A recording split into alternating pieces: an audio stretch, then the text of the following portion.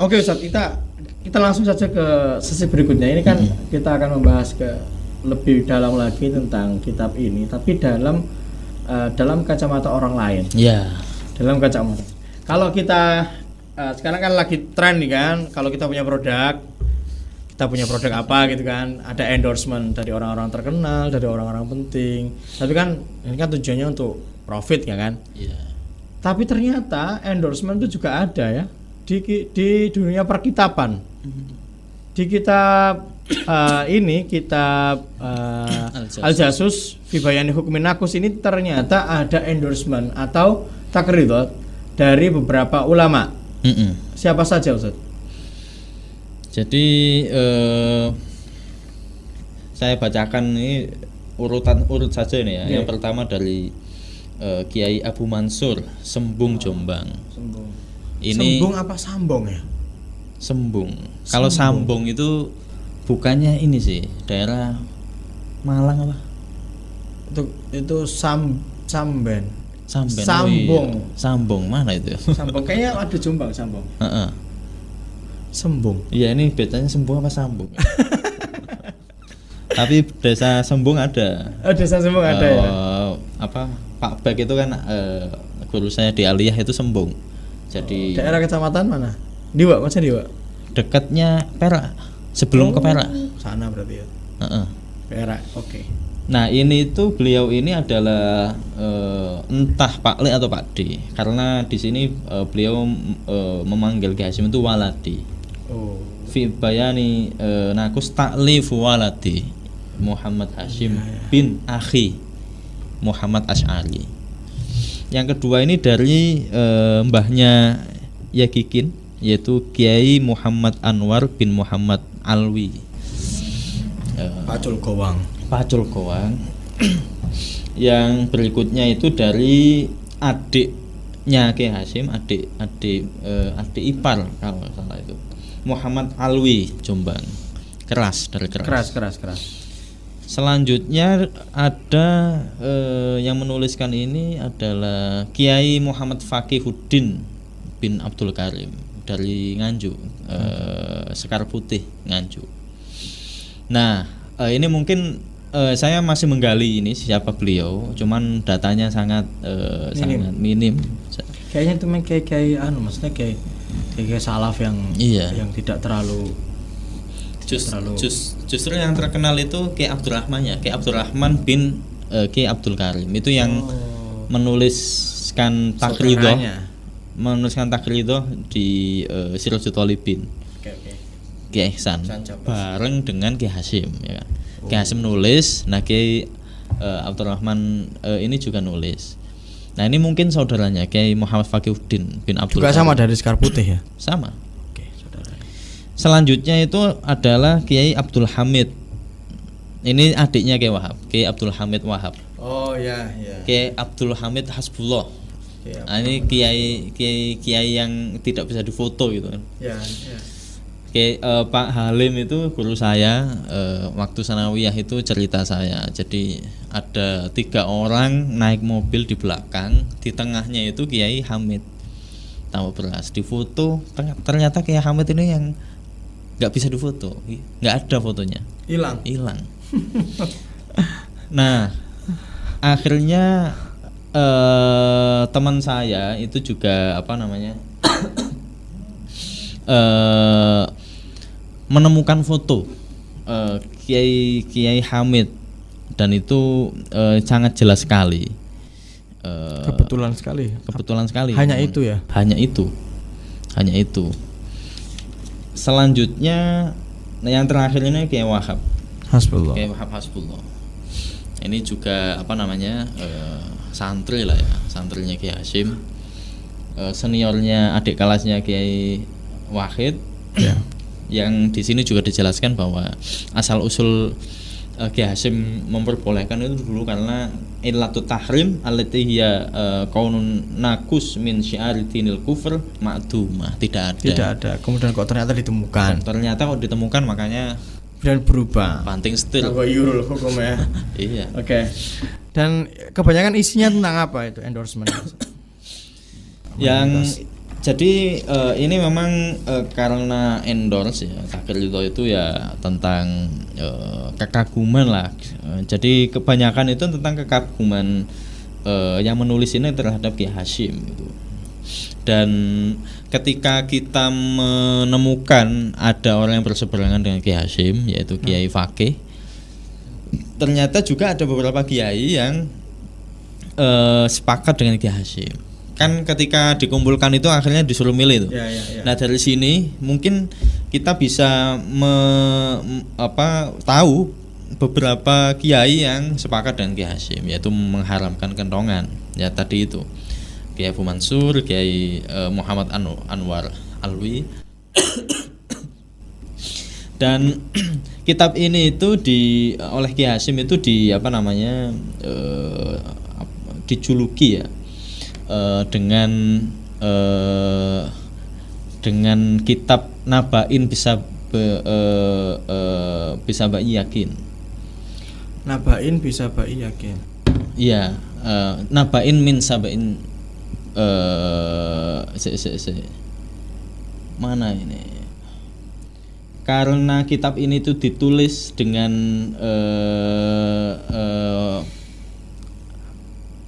setelah melihat secara langsung dan mendengar secara langsung itu diibaratkan oleh Kiai Hasyim seperti kabar yang dibawa oleh Hudhud yang dilaporkan ke Nabi Sulaiman itu kan. Nah itu juga diistilahkan dengan ini nabain min sabain binabain yakin. Jadi karena itu adalah naba atau berita yang yakin dengan ainul yakin gitu ya, dengan berlandaskan keyakinan, maka ini juga kitab ini juga dijuluki dengan istilah seperti itu. Dan ini juga sebenarnya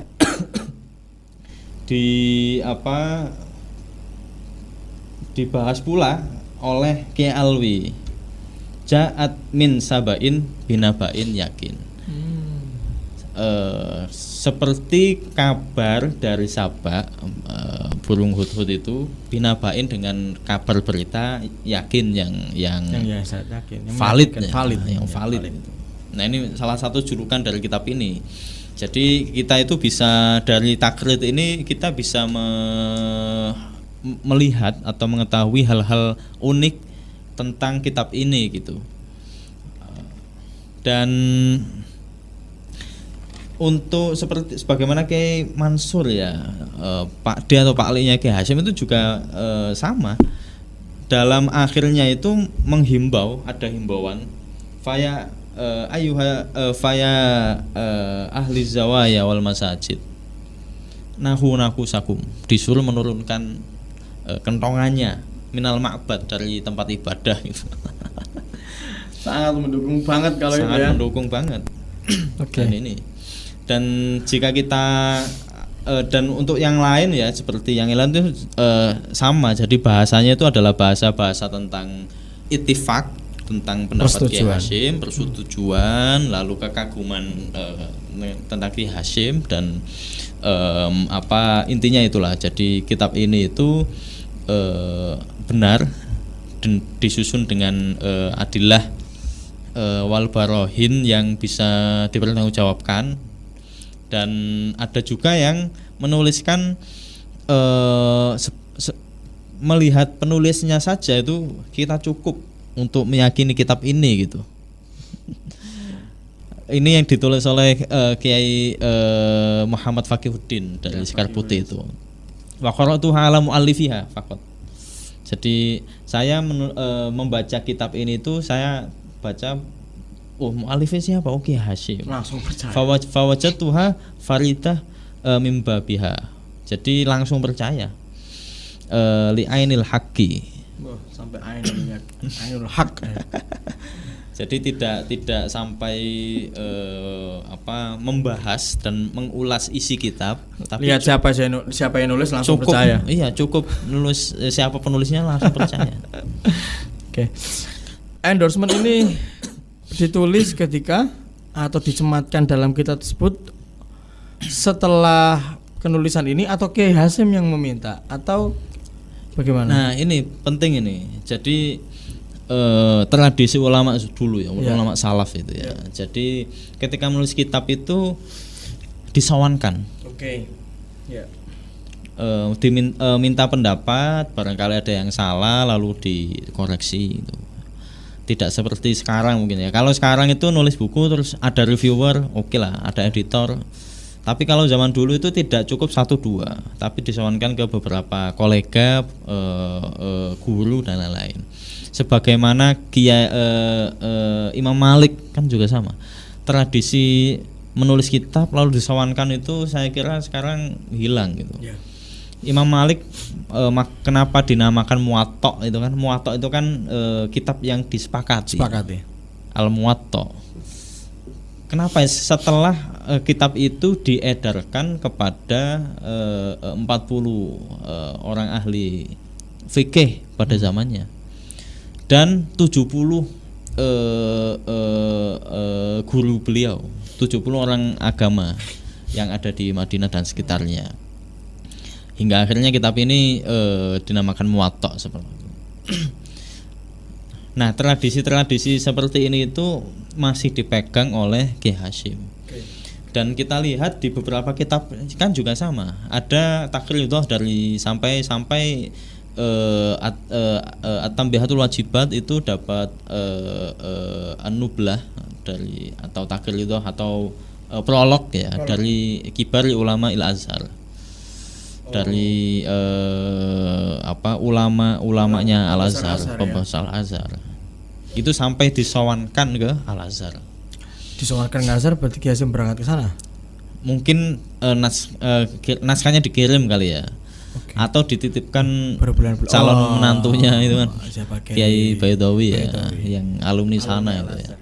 Atau dititipkan yang lain. Jadi Kiai Hasyim ini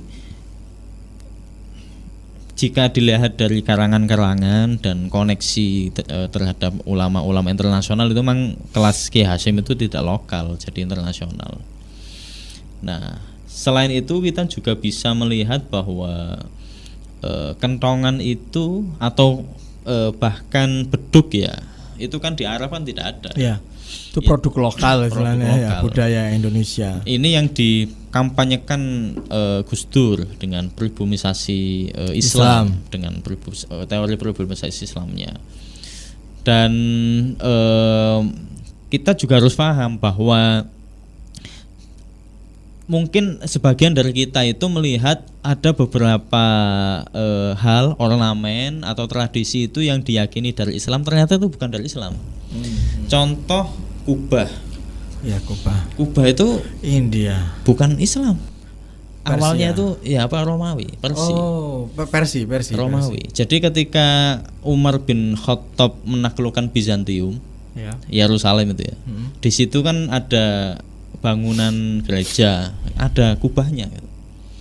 Dari Persia, dari Romawi. Kalau saya baca itu pertama dari Romawi ya. Terus Umar bin Khattab bilang andai kubah itu dipasang di masjid kita kayaknya bagus kelihatannya itu. Iya.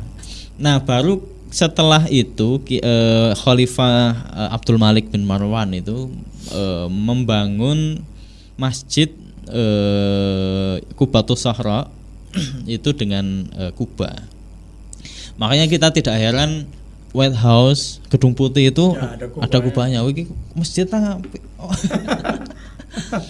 artinya kubah itu bukan hak paten orang Islam, ya. Tapi itu adalah unsur yang diimpor dari budaya asing ya, budaya Barat, Romawi atau Persia.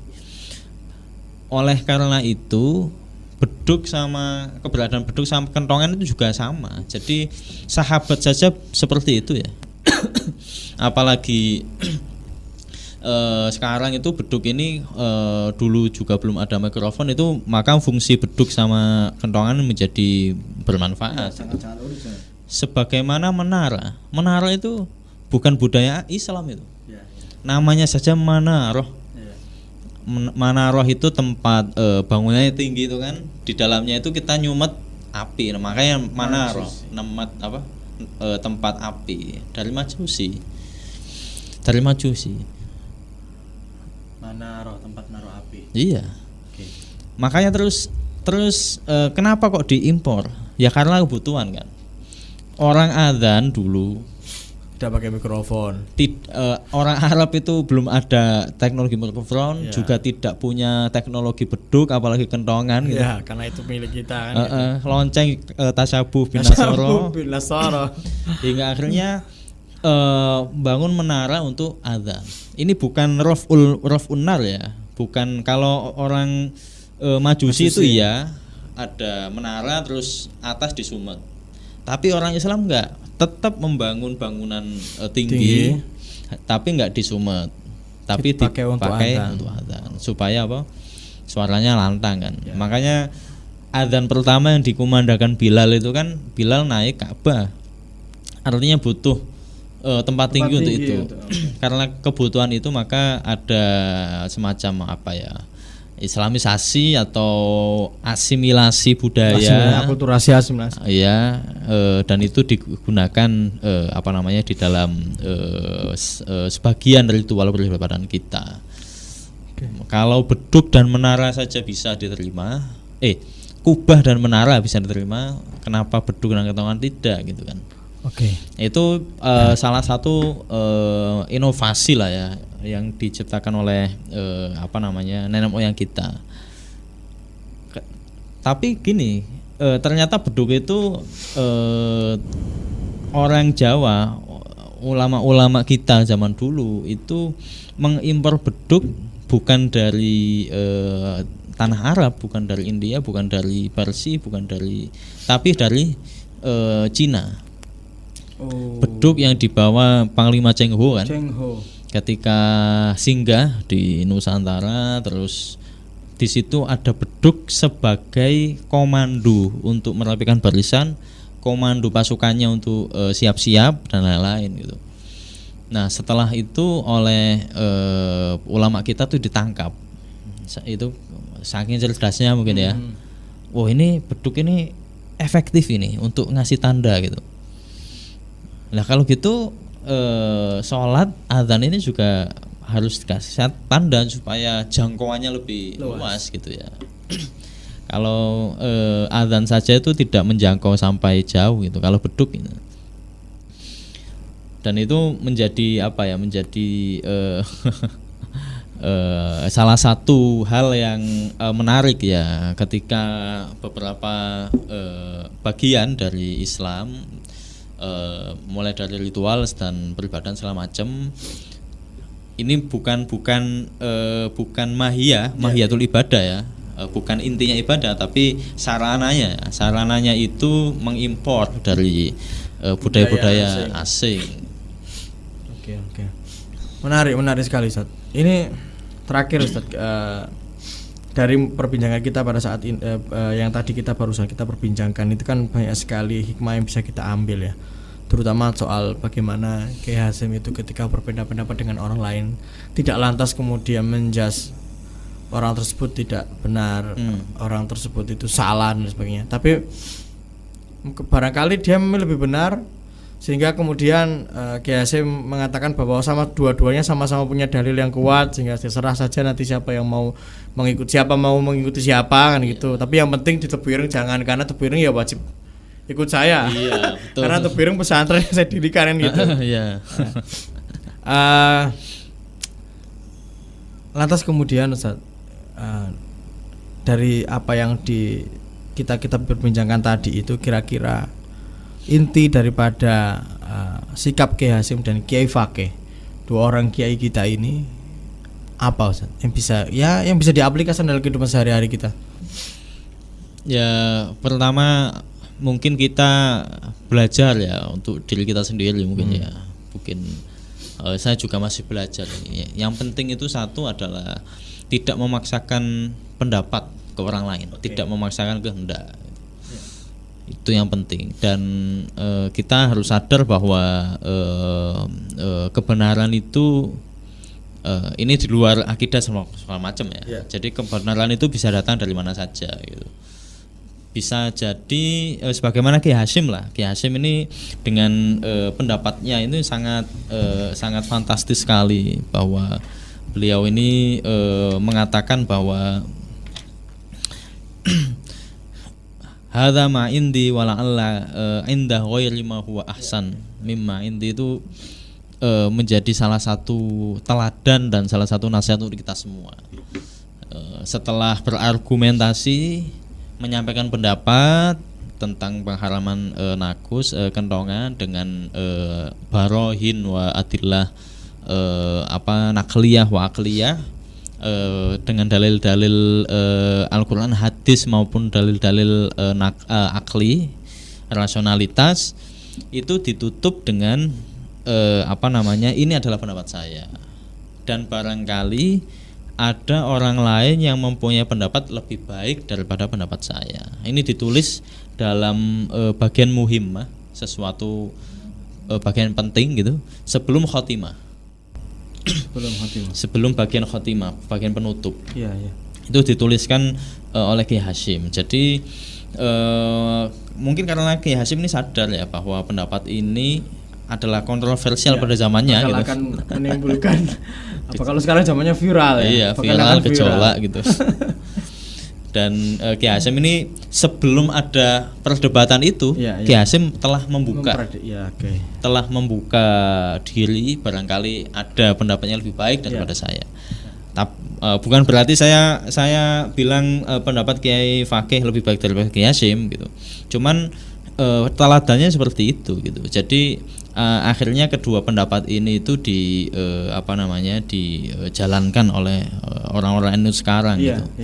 Dan sealim Kiai Hasyim, meskipun kitab ini ditulis sebelum berdirinya NU, sebelum beliau menjadi Rois Akbar, tapi perlu kita ingat bahwa majalah yang pertama kali terbit itu Kiai Hasyim juga membahas ini juga.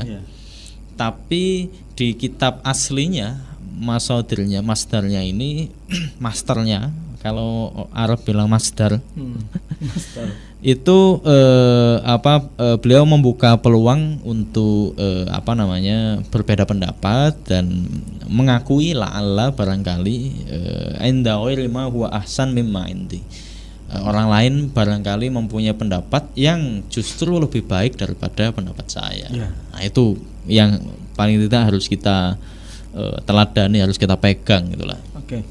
Jadi memang beliau sangat futuristik sekali ya. Jadi memang hal ini paling nanti juga banyak yang berdebat, ya kan? Paling ini juga banyak yang menolak kan gitu.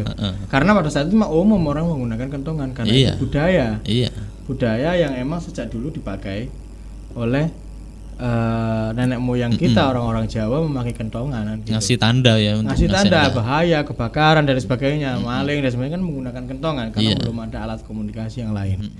Itu teman-teman ya, tadi diskusi kita sangat menarik sekali tentang bagaimana Kiai Hasyim dan Kiai Fakih itu berbeda pendapat, dan bagaimana Kiai Hasyim itu menyikapi perbedaan, bagaimana Kiai Fakih menyikapi perbedaan.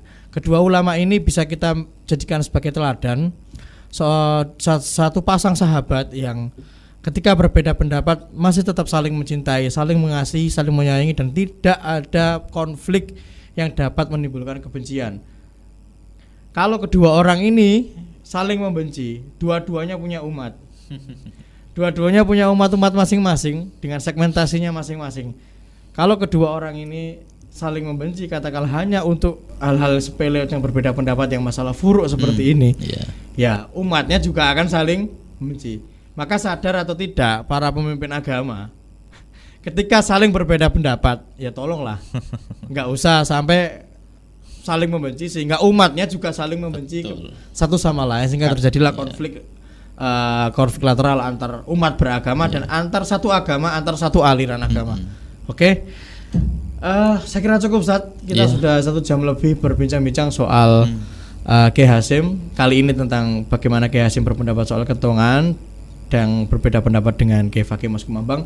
Mungkin di next kita bisa akan bahas lagi Kiai Hasyim berbeda pendapat dengan kiai lain, dengan ulama lain, sepertinya masih ada.